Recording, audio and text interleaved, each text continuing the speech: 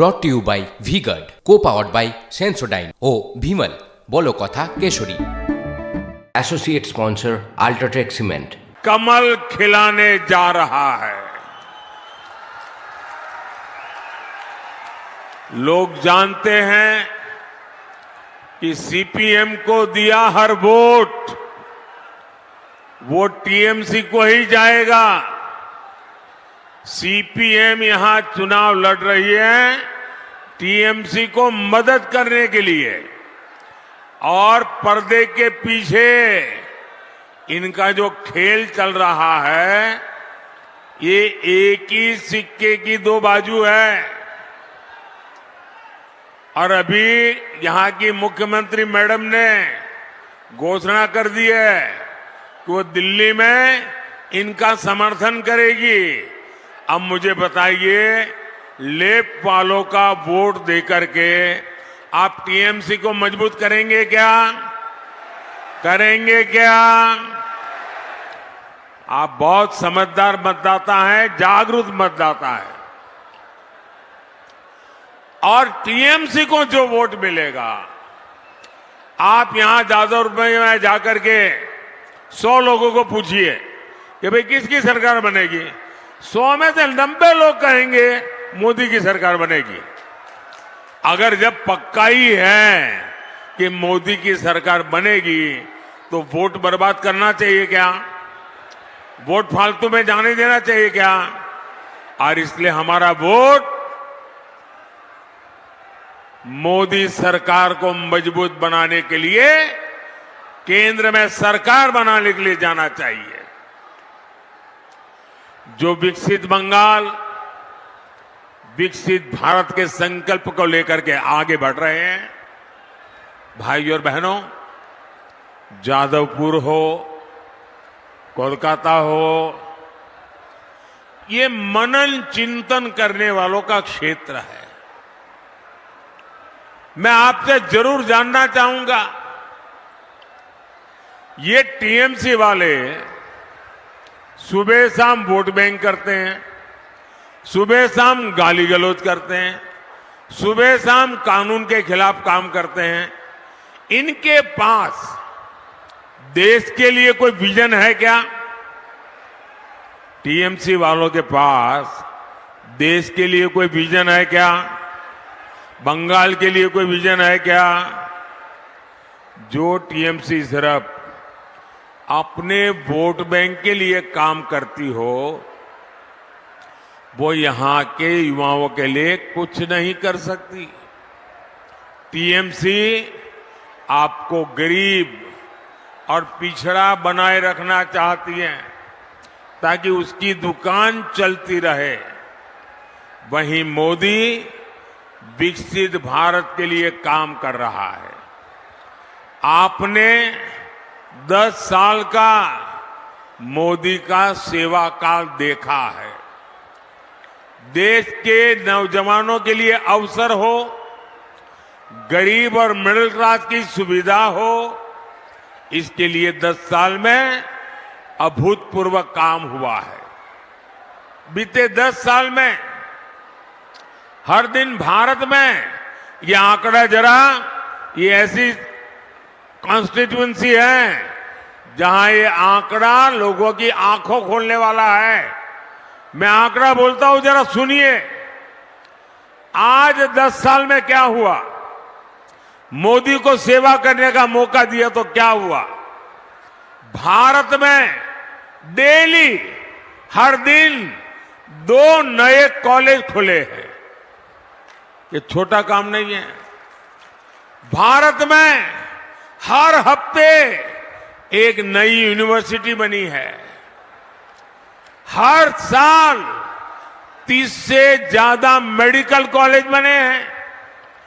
10 साल पहले global ranking में हमारे 4-5 इंस्टीट्यूट आते थे। आज दर्जनों इंस्टीट्यूट ग्लोबल रैंकिंग में भारत के नाम है।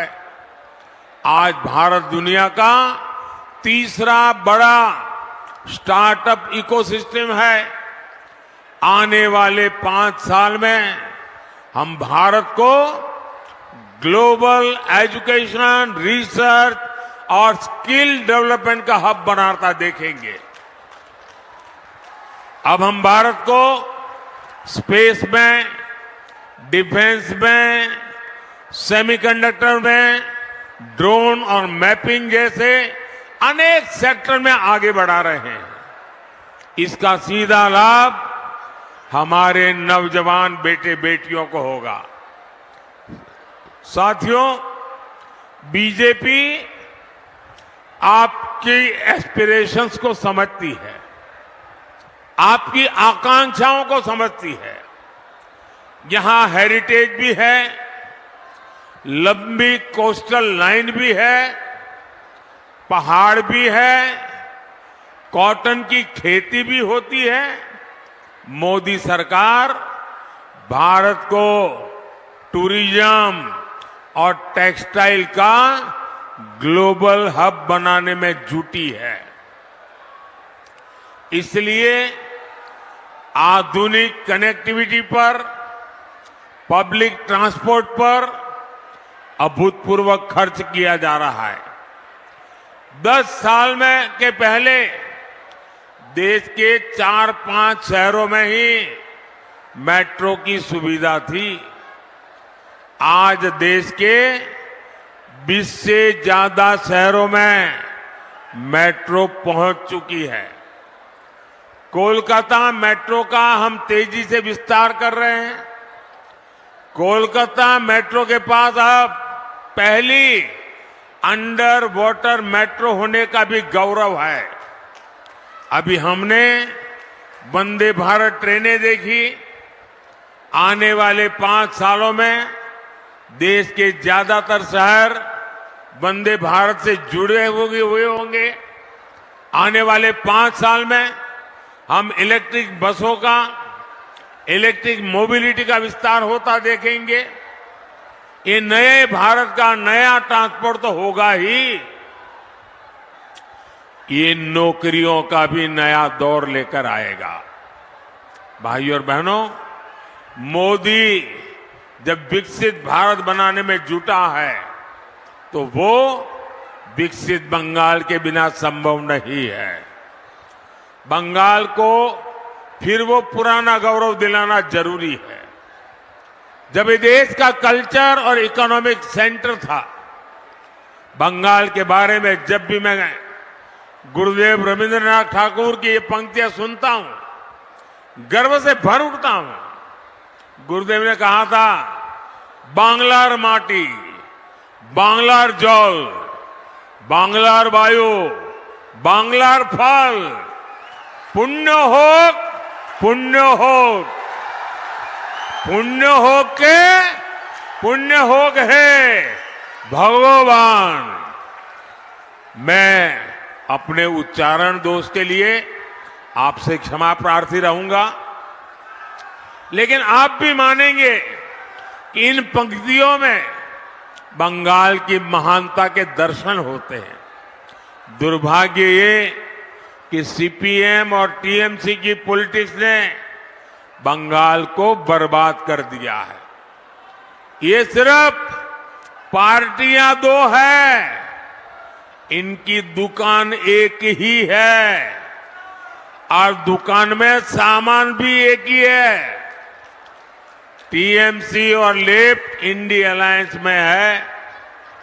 टीएमसी और लेफ्ट दोनों वोट बैंक अपीजमेंट की पॉलिटिक्स करते हैं।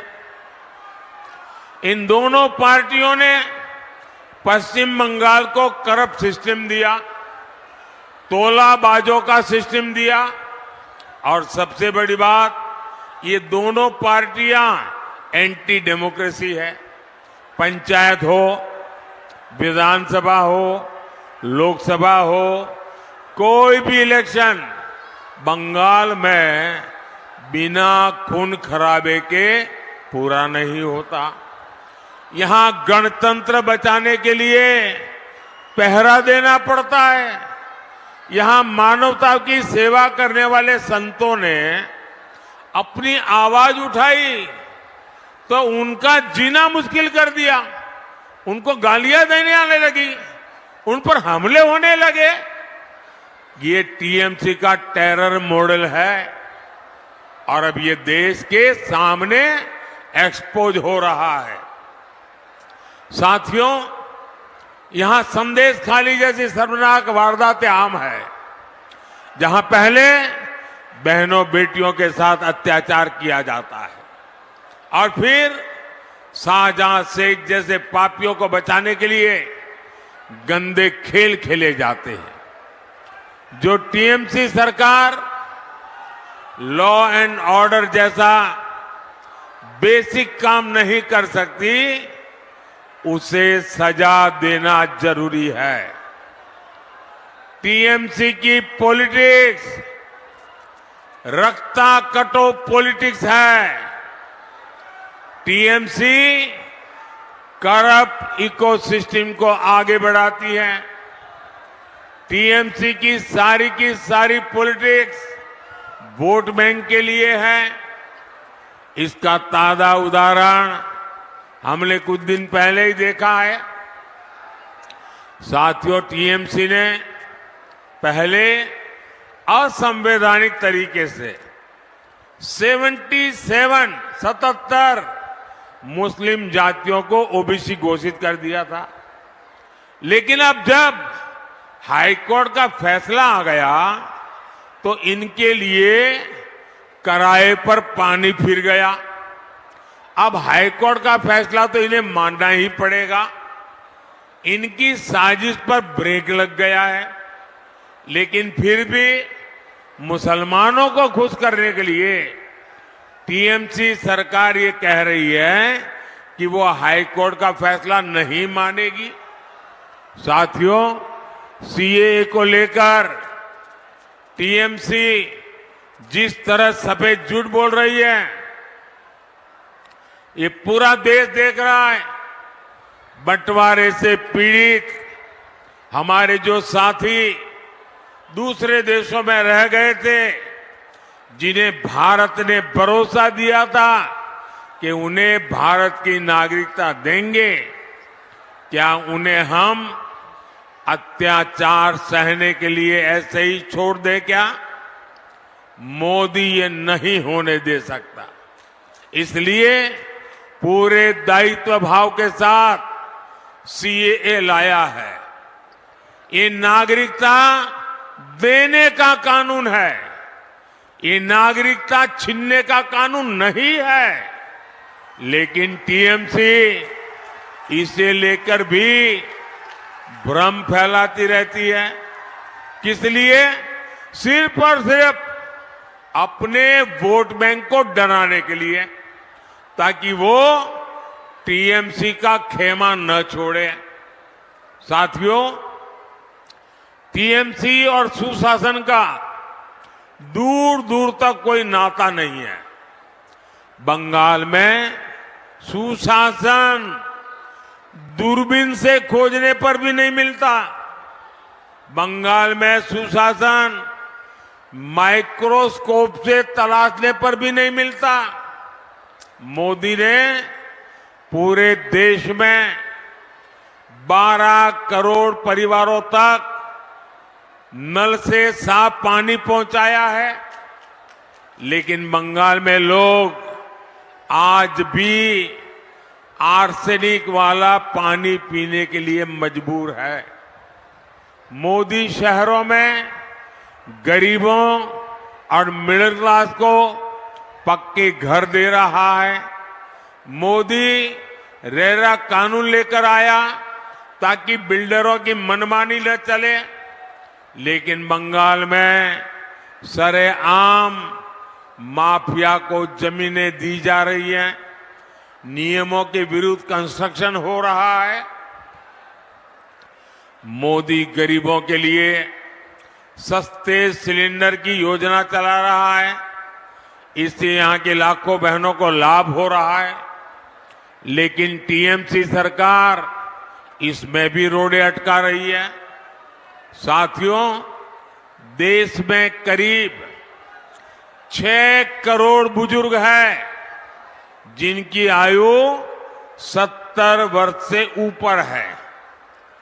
आने वाले समय में ये संख्या और बढ़ने वाली है।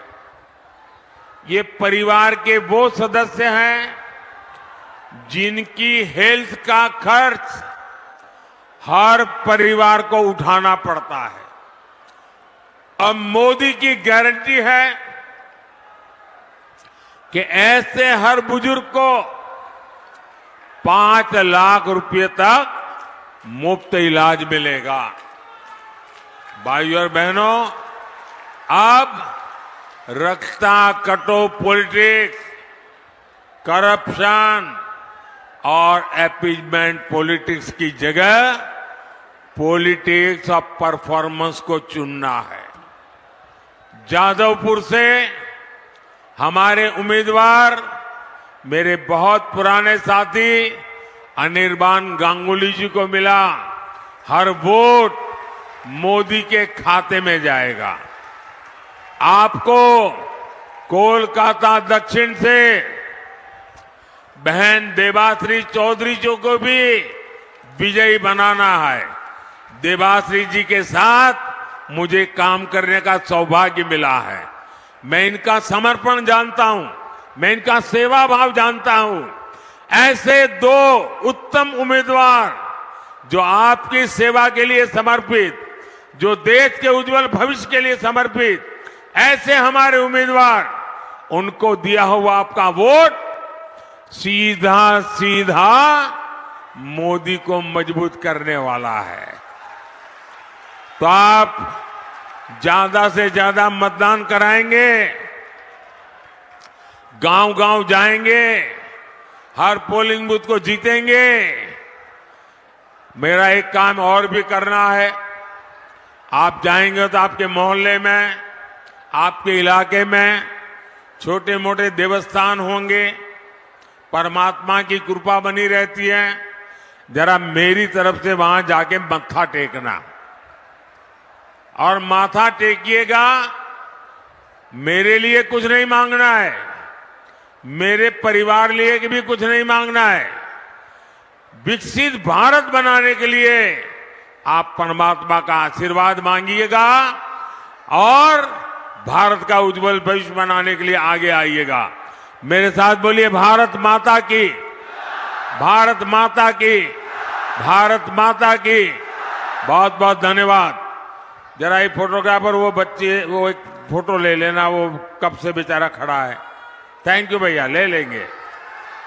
Brought to you by V-Guard, co-powered by Sensodyne ও ভিমল, বলো কথা কেশরী। Associate sponsor UltraTech cement.